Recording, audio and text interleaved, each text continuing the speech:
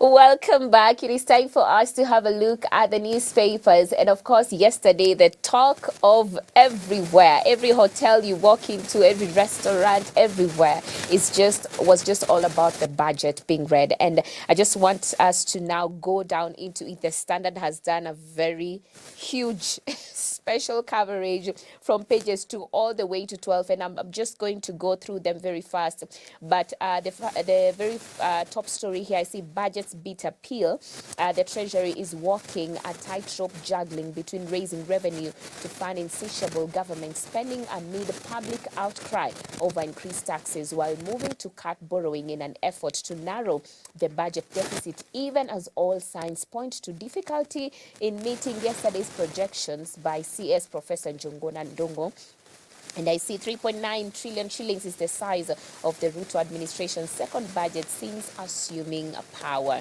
And just getting down to it, I see the winners here: retirees, 30,000 shillings new pension contribution limit up from 20,000 a month. Pension benefits to be exempt from tax. 5% for the employers. I see tax-free per diem rate amended from a daily 2,000 shillings maximum to amount not more than 5% monthly gross earnings. Public workers, I see money paid as reimbursement of expenditure incurred in the course of duty exempted from tax. Border riders, motorcycles exempted from excise duty. National intelligence supplies made to the NIS exempted from value-added tax.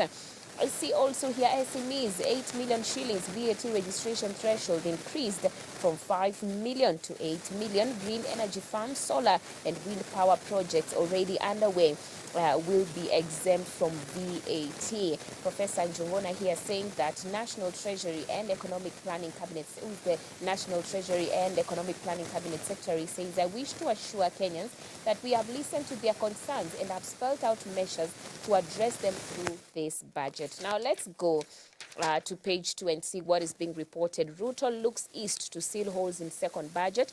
President hopes bond issuance in Japan, China, and the Gulf will provide the needed funds. Push for more taxes is also relentless as Kenyans will have to part with 2.9 trillion shillings.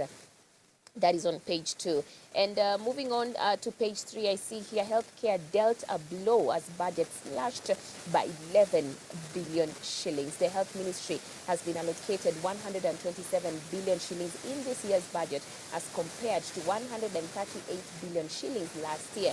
Linda Mama program received 2 billion shillings while the ministry had proposed 4 billion shillings. So that is on the healthcare, and that is on page 3. Just quickly, page 4, I see here big dividers as Azimio MPs vow to shoot down bill. Opposition leaders term the budget over ambitious and a basis to introduce more taxes. Finance committee members are on a retreat to write a report to be tabled on Tuesday. This is a story on page 4. I see here Hasler's budget being 47.7 billion, and that is on the agriculture. State bet on new accounting system to cut pending bills. And looking to page 5, I see Kenya rallies against climate change mess. Government sets aside 5.9 billion shillings to mitigate environmental challenges. Recent floods left over 200 people dead, thousands being displaced. That is a story on page 5. And then going on to page 6, security docket receives second highest allocation at 377 billion shillings. The money will be shared by Ministry of Defense, National Police Service, Kenya Prison Service, and NYS. So I see here analyst expresses concern over skewed allocation of funds within the security docket. And I see here page 7, Ngugi tears at tax proposals in short story. Author Ngugi wa Thiong'o predicts that the government may impose taxes on couples and the air we breathe. I see his poem on taxes is a follow-up to an open letter he wrote to President Ruto during his state visit to US. Look at that story on page 7. And moving on to page 8, I see hits and misses of this year's finance bill in the digital economy and the creative industry. A positive proposal is the proposed introduction of a telecommunication allowance for spectrum licenses. The proposals relating to excess duty, however, may result in increased prices of internet services. And sorry about that, mushkili kidogo, kivitambo, but we are doing well. And I see here comedian and scriptwriter Eddie Butita and President William Ruto meet with Steve Harvey, an American TV host. Very, very interesting here. Hits and misses of this year's finance bill in the digital economy and creative industry, a story on page 8. And moving on to page 9, I see intern teachers win big as employer gets 13.4 billion shillings for hiring. The allocation follows months of a standoff, a strike, layoffs, and a pending court case. Education sector received 656 billion shillings, which is the highest share of the budget allocation. That is the education sector.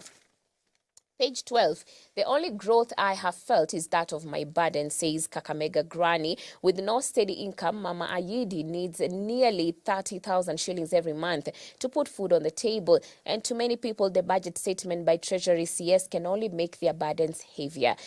Very, very sad, and that is a story on page 12.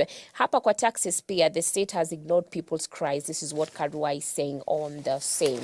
Let's go to the back page, which is a sports page. I see here Germany braced for Euros with France and England, their favourites. England are fancied to raise aloft the trophy on July the 14th. And moving to page 39, I see Shevchenko hopes Euro will remind world of Ukraine's pain. Ukraine qualified through playoffs and start their campaign against Romania on Monday. And then I see more on the same. Shevchenko guided Ukraine to the last 8 in the COVID-delayed Euro 2020. And I see here, Andriy here, Shevchenko saying that every victory for our country, both on and off the pitch, is crucial for every Ukrainian, and especially for those who defend it right now. Still on the sports, rivals face off at Nyayo Stadium in race to secure Olympic tickets. I see world champions Kipyegon and Mora will be seeking tickets in their respective events. More on the same, Olympic silver medalist Timothy Cheruiyot faces stiff challenge in a 1,500-meter race. And moving on to the Daily Nation, I see here the top story, of course, still about the budget jobs freeze tax squeeze. Season of pain. Treasury Cabinet Secretary Njuguna Ndongo yesterday announced a raft of sharp expenditure cuts, a freeze on employment, and new tax measures in a budget that mirrored the International Monetary Fund's recent demands for deep public sector reforms aimed at ensuring the country starts living within its means in 3 years. Histories. And I see here GSS teachers 13.4 billion shillings set aside for conversion of 46,000 junior secondary interns to permanent and pensionable MPs. So those are the winners. And going to the losers, bread prices to go up. Treasury remains mute on plans to eliminate 16% VAT. Owners of big cars budget speech omits cap of 100,000 shillings on motor vehicle tax. Small banks plan to increase core capital from 1 billion shillings to 10 billion shillings, are likely to hurt small lenders. I see border borders here. Motorcycles valued above 130,000 shillings face higher excise duty. And moving on to pages 2, I see here policeman killed after shooting a magistrate in Makadara Court. And this was the breaking news yesterday, even as the parliament negotiations and discussions were happening. I see here the policeman was identified as Samson Kipchirchir Kipruto, who was the officer in charge of Londiani police station. So a fierce gun battle rocked the Makadara Law Court in Nairobi yesterday, leaving a senior police officer dead, a magistrate fighting for her life in hospital, and 3 other officers injured. And this was after a senior police officer identified as Samson Kipchirchir Kipruto shot Principal Magistrate Monica Kivuti shortly following her ruling in a case involving the wife of the officer. And more on the same, Mr. Kipruto, the officer in charge of Londiani Police Station in Kericho County, was displeased with the decision to cancel his wife Jennifer's Wairimu's bond. Look at that story on page 2. And 55 is the age of Samson Kipchirchir Kipruto, who was shot dead after shooting a magistrate at the Makadara Law Courts yesterday. And moving on to page 3, Kenyan filmmaker ordered to pay German in Netflix dispute. I see here judgment is therefore entered against the respondent in favor of the claimant. The respondent is to pay the claimant 678,403 shillings. This is Barbara Kinyi. The magistrate Christian Kramer said he suffered losses of time and resources as he pursued Tosh. This is on page 3. And on page 4, it's definitely the budget 2024-2025 discussions. So you can look at it. That is on page 4 and also 5. But I see here something interesting happened just yesterday. And I see activist Julius Kamau is arrested while moving towards Treasury. CS Njuguna Ndongo and other officials outside Treasury House in Nairobi yesterday. This happened. We saw a clip online going on. This was activist Julius Kamau, who was now later on arrested. And I see here IMF's hidden hand in proposal to suspend hiring, cut spending. Reforms indicate Ruto is keen to implement stringent rules that came with loans from the Bretton Woods institution. And I see here M-Pesa users spared higher taxes on Treasury U-turn. We thank the Lord for that. And I see page 6, opposition vows to shoot down budget. Minority leader and Homa Bay woman representative tell government to stop piling more taxes on suffering Kenyans. A story on page 6. Page 7, high-end vehicle owners to pay over 400,000 shillings a year, and 5,000 shillings is the minimum amount a vehicle owner will pay annually as car tax if the proposals read by CS are actually passed. Page 8, don't pass finance bill. Karua urges MPs more on the same. According to Karua, the finance bill 2024 will bring more pain to Kenyans. NARC Kenya leader Martha Karua here on the same, saying that failure to align the government spending on these critical services is additional proof to the regime's heartlessness. And more on the same page 10, Ruto keeps off politics, promises to boost agriculture in Mount Kenya tour. Yeye ako shughuli zingine. Naona president chose to address issues touching on the agriculture sector, which is the region's economic backbone. Page 10.